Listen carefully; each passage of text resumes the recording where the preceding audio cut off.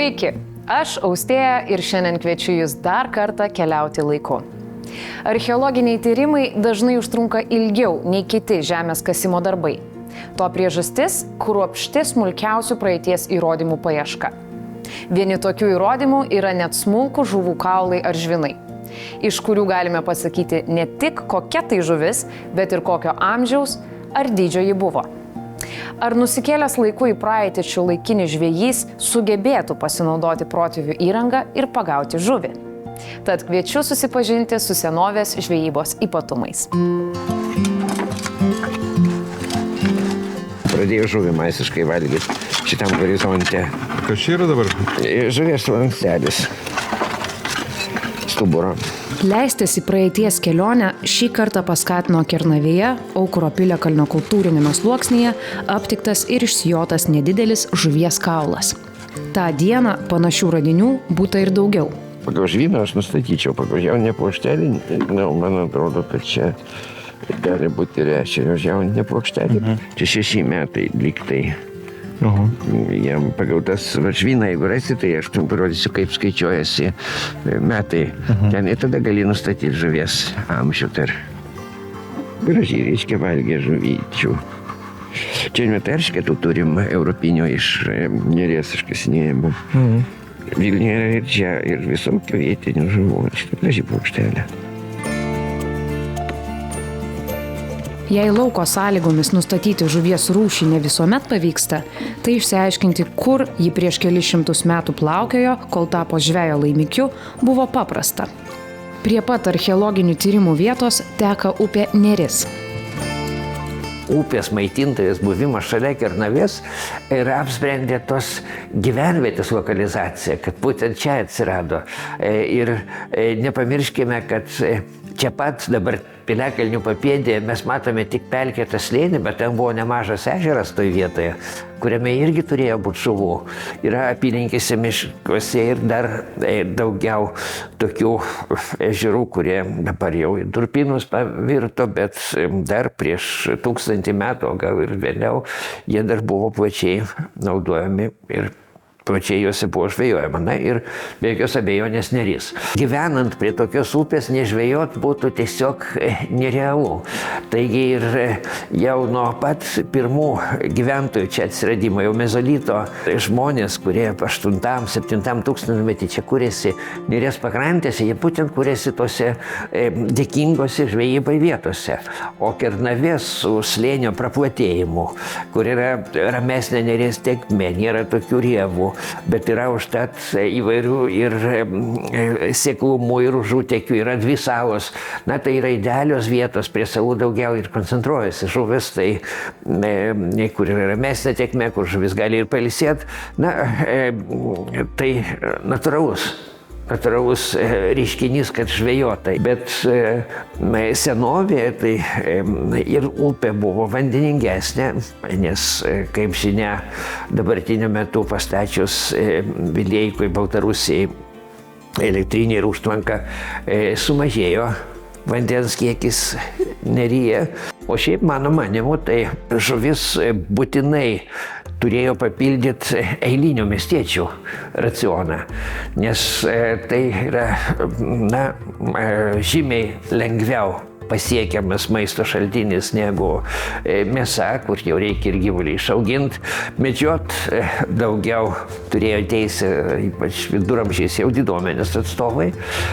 Taigi žuvis turėjo būti labai svarbi racione. Kas imponuoja, kad tais laikais žvejotos žuvis palyginti buvo tikrai didelės. Tarkim, pagal lydekos žandikaulio ilgį galima nustatyti, koks ilgis buvo visos žuvies. Tai čia galbūt ne Kernavėje, bet netolimoje aplinkoje Maišiagalos piliakalnyje yra surastas lydekos žandikaulis, paskaičiavus nustatyta, kad pati lydeka turėjo būti 1,80 m ilgio maždaug. Tai yra šiandien neįsivaizduojami dydžiai. Na ir šiemet panašaus ilgio žandikaulį aptikome ir Aukuro kalne. Tiesa, dar tikslaus ilgio tos žuvies nežinom, bet jis tikrai buvo įspūdingas. Taigi kai kurios to meto žuvis tikrai būtų šiandienos žvejo svajonė. Kaip perskaityti informaciją užkoduotą šimtus ar net tūkstančius metų žemėje pragulėjusios žuvies kauluose? Tam yra sukurta sudėtinga, formulėmis ir skaičiavimais pagrįsta metodika. Vilniaus universiteto bioarcheologijos laboratorijos vadovė dr. Giedrė Piličiauskienė sutiko parodyti patį paprasčiausią žuvų rūšies, dydžio ir amžiaus nustatymo būdą. Netgi ir pažiūrėjus į šviesą dabar galima pagal žvyną nustatyti, kiek žuviai metų, nes jinai lygiai taip pat kaip medis, jinai turi va tokio rieveles. Vienas šviesus brūkšniukas, vienas tamsus yra vieni metai, nes, tarkim, šiltuoju metų laikus formuojasi toks šviesus platesnis žiedas, o šaltuoju tamsus siauresnis. Visiškai kaip rievės. Yra mūsų žvyno galim nustatyti žuvies, kuriai priklausė tas žvynas amžių. Amžių ir dydį. Super. Tam reiktų taip, dėti žvyną po mikroskopu, ko gero skaičiuoti žiedukus, tada ten matuoti atstumą nuo vieno žiedelio iki kito, ten pagal formulę skaičiuoti amžių. Daug paprasčiau yra padaryti kitaip, kur faktiškai dauguma tyrėjų taip ir daro. Tiesiog. Tai yra, kiekvienas tyrėjas, kuris tyrinėja žuvis, turi žinomo dydžio ir svorio žuvų skeletų kolekciją. Ta prasme, imi šiuolaikinės žuvis, tu ją prieš darydamas tą skeletą, prieš nuvirdamas, tarkim, pasisveri, pamatuoji jos ilgį. Tai tiesiog, jeigu mes žinom, pavyzdžiui, lydeka, jos ilgis buvo 50 cm. Na ir ką, ieškom. Ir štai randu lydekos lankstelį, ir čia, kaip sakant, nepadėtas, jisai specialiai buvo, jisai iš tiesų ten buvo. Na ir žiūriu, aš lyginu jį su šitos lydekos lanksteliu. Ir ta prasme, ir aš matau, kad faktiškai tai yra identiško dydžio. Bet, kadangi žinom, šita lydeka 50 cm, tai aš ko gero pasiimsiu dar vieną lydeką, kurios tam, pavyzdžiui, ilgis yra 40, 50, kita 50, 60. Ir galbūt mano išvada bus, kad šita lydeka, kur aš čia radau, yra, gerai, 45-55 cm ilgio. Kaip dar yra su jų dydžiu, nes yra tas mitas, kad tos žuvis buvo didelės be proto, ne? Ir čia dabar jau ką mes valgome, tai jau yra jau visiškai kas ten beliko. Tai žuvų dydis labai įvairus. Yra ir didelių individų, bet jų yra labai nedaug. Yra pavienės tos didelės žuvis, bet iš tiesų tai vyrauja vidutinio dydžio karpinės žuvis, kurių, tarkim, ankstesnių tyrimų metu sakydavo, jų yra vienetai. Bet iš tiesų tai yra visiškai vyraujančios žuvis. Dydis, daugiausia karšiai, maždaug nuo 30-35 iki 40-45 cm. Kuo jos raudės įprasto dydžio, vėlgi, kaip sakiau, jokių kažkokių stebuklų nėra. Žuvų valgytojai mėtydavo kaulus, o žvejai kartais pamesdavo savo inventorių. Šių dienų žvejys mėgėjas ar žvejybos žinovas, nukeliavęs į praeitį, rastų daug žinomos panašios, nedaug per laikmetį pakitusios įrangos. Nors klausimų savo kolegai žvejui iš praeities tikrai turėtų. Pavyzdžiui, kokį masalą užkabinti ir kokią žuvį būtų galima suvilioti neryje su tokiu kabliuku. O praeities žvejai su savo įranga atsidūrė šių dienų upės pakrantėje, kaip mat taptų brakonieriais.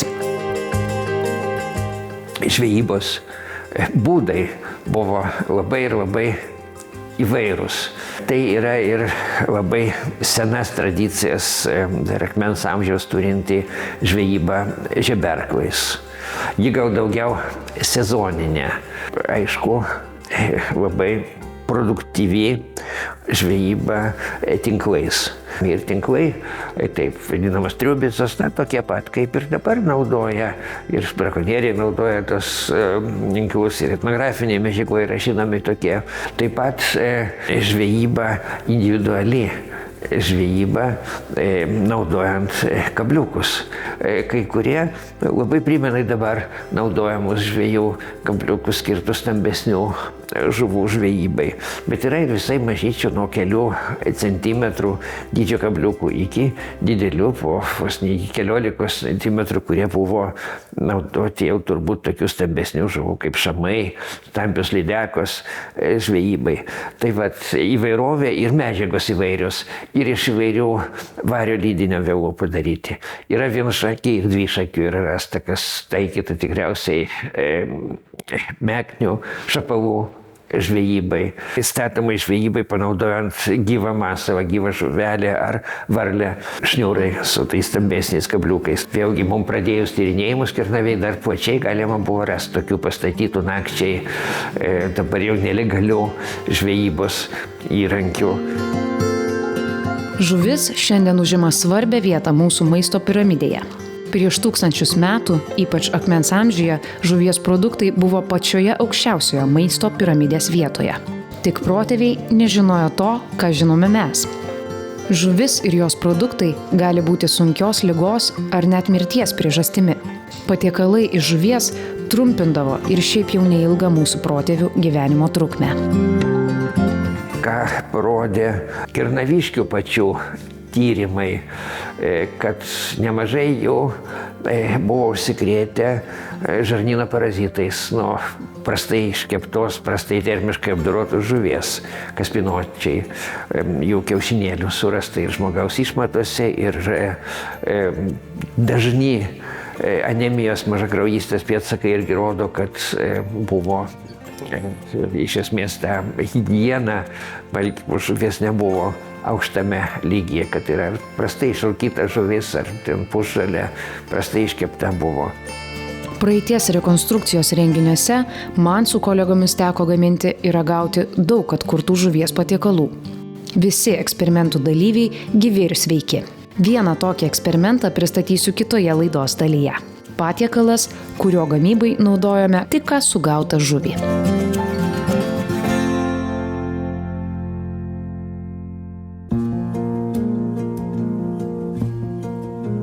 Susipažinę su mokslinė žuvies dalimi, kviečiu jūs keliauti laiku ir praktiškai. Kai pirmą kartą su bičiuliais išvydome ant malkos prikaltą žuvį, pagalvojome, kad tai pokštas, o gal ritualas. O tiesa buvo daug paprastesnė. Niekas neturėjo keptuvės. Šis receptas ne tik skanus, bet ir be galo lengvas. O. Tai ką dabar? O dabar darysim seną gerą vikinginį receptą, vadinasi žuvis ant lentos. Tai būtent turime, kadangi esame prie Neries, Kernavėje, tai turime Neryje labai dažną žuvį upėtakį.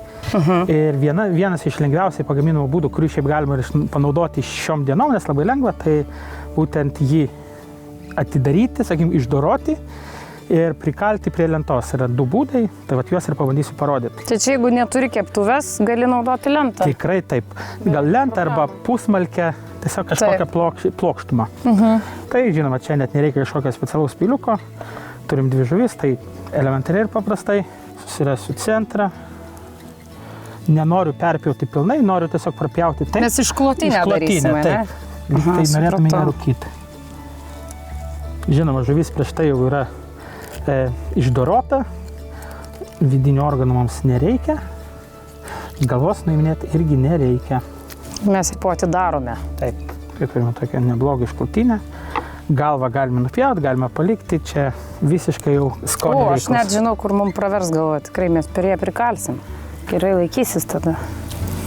Turim vieną išklotinę, patį pasidarau su didesnė. Kaulų nenuėma irgi vien dėl to, kad jinai per daug neišbirėtų po to. Tai kaip ir pasiruošimas labai lengvas ir greitas. Šiek tiek sūdom? Taip, visą laiką šiek tiek pasūdykim, kadangi turėsim vikinginį laikotarpį, vikinginį receptą, tai gal ir pasisūdykim. Iš vikinginės druskinės ir pasisūdykim. Labai gražios man šitos druskinės. Tiesiog užsiberiama, ne? Taip.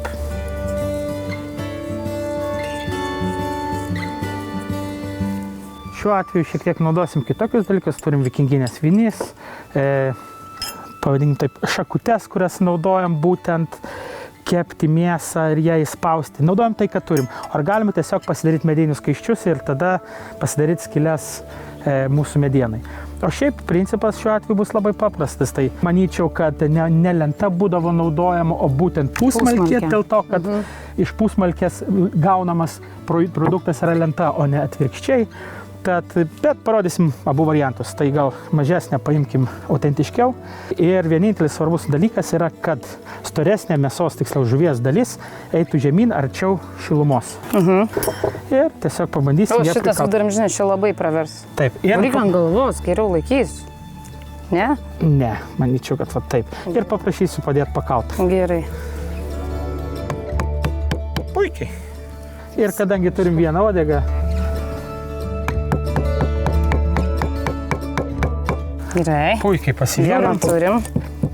laikosi. Kaip koks paveikslas. Taip, puiku. Tik to mums reikia. Na ir žinoma, šitą didesnę pabandykim. Čia bus mūsų apačia, tai taip pat pabandykim. Taip, bandom čia.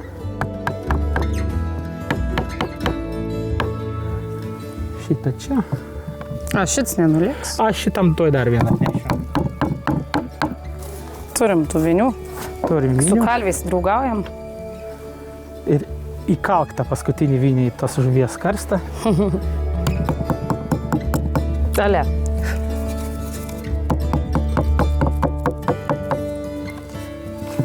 Nieko, natūralūs Prisikalė. prieskoniai. Pažiūrim, ar laikos. Laikosi puikiai. Tai ką, prie laužo? Eime prie laužo, kur? pradėkime nuo tavęs ir man Aš į pasirašym dešinę taip. kažkur einu, ne? Ir tiesiog Uodega viršun. uodegą viršūn Ir atrėmė. atremiam. Labiau per centrą, galvot. Taip. Ir viskas. Gerai. Pas mane, kadangi yra pusmalkė paruošta, aš čia taip pat atremsiu. Ir reikėtų šiek tiek pasigurt lauželį šone. Aha, gerai. Tai gal pradėkim nuo didesnių šiek tiek malkelių, kadangi jau turim. Taip, prisidedam šiek tiek gal labiau į liniją, norim tokią dūmų per brūkšnelį ugnies sieną pasidaryti. O gal kad greičiau užsidegtų, panaudokim specialų įrankį. Panaudokim. Nuostabus įrankis. Specialusis įrankis įpūsti ugnį.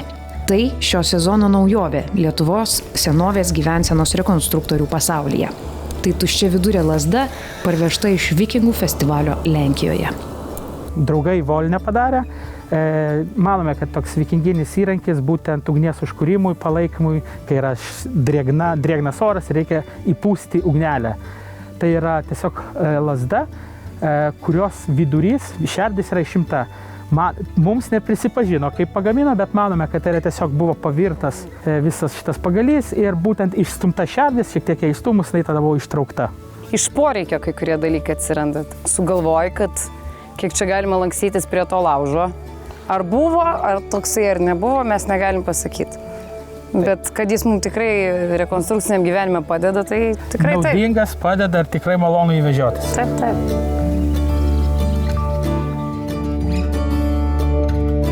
Kad žuvis buvo žvejota, žinom, nuo akmens amžiaus. Daugybę metų ir archeologiškai randam ir tos kabliukus, ir žeberklus, ir visus kitus rakanus būtent susijusius su žvejyba. Bet vat būtent tasai kepimo būdas ant lentos. Iš kur mes šitą žinom? Žinome iš šiek tiek, apie tai yra minima šiek tiek sagose, bet ant tai yra užsimenama, tik tai nėra konkrečiai kokia žuvis, kaip tai daro. Tai mums parodo tik tai tam tikrą laikmetį, kada tai darė, ir žinoma regioną Skandinaviją. Ir dar šiek tiek šiuo atveju padėjo ir lingvistika, nes skandinaviškai, tiksliau norvegiškai, šitas pavadinimas yra būtent išvertus žuvis ant lentos arba lentos žuvis. Ir dėl ko ir iki galo kaip ir nežinom, ar ten buvo puskulbė, ar lenta, ar visa kita, tai čia tiesiog mūsų eksperimento būdu manomas spėjimas, nes lenta yra daug vertingesnė negu puskulbė, taip. Tai va, irgi tiesiog atėjo toks eksperimentas, išbandėm, pamatėm. Ir vėlgi eksperimento būdu suprantam, kad tai yra tikrai įmanoma padaryti. Tikrai pabandėm porą kartų, iš to puikiai supratom, kad tikrai žuvis turi būti visa, neišimti kaulai, nes kitaip jinai subyra. Ir iš to gavom tą receptą. Žuvis turbūt ir didesnė, ne mažesnė, mes spėjom, mažesnė gali ir neiškepti. Taip pat žinom, kad būtinai galva žemyn turi būti, nes kitaip uodega sudega, o galva lieka žalia. Ir būtent eksperimentas šiuo atveju pavyko per porą kartų. Mano smagiausia dalis, ne? Tai čia jau? Tuoj sužinosim. Pagal tai, kaip kvepia ir kaip atrodo, sakyčiau jau. Bet patestuokim. Manau, kad tikrai jau. Puikiai. Mėsytė balta. Kauliukas nusiema.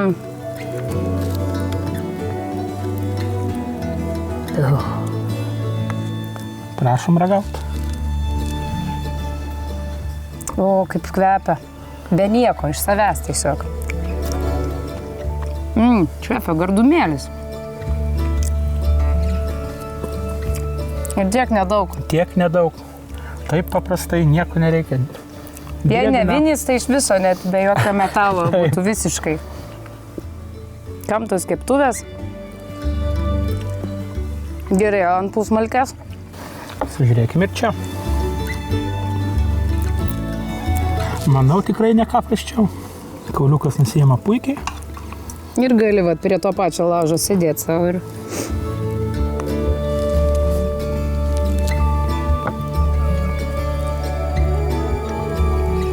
Idealiai. Manau, vikingai kažką suprato apie kulinariją visgi. Kažką suprato tikrai. Viskas, aš išsinešu. Mano pietus. Skanaus. Ir mano pietus bus. Ir Tik nesidalinsiu. midaus nepamiršk.